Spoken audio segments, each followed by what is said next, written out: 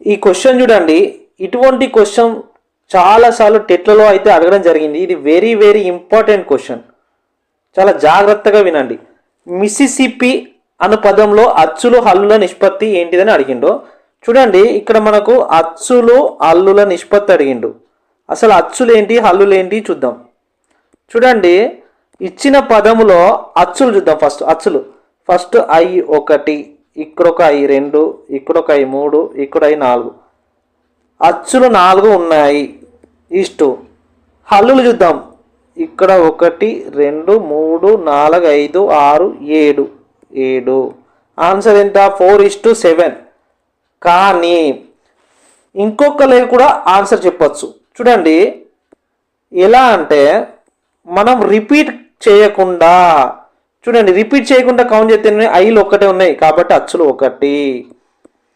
హల్లులు చూద్దాం. M1, S2, P3 ఉన్నాయి. 1:3. ఆన్సర్ ఇదైనా కావచ్చు.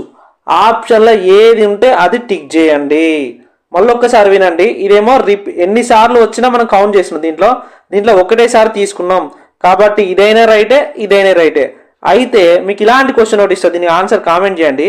మ్యాథమెటిక్స్ అను పదంలో అచ్చులు హల్లుల నిష్పత్తి ఎంత?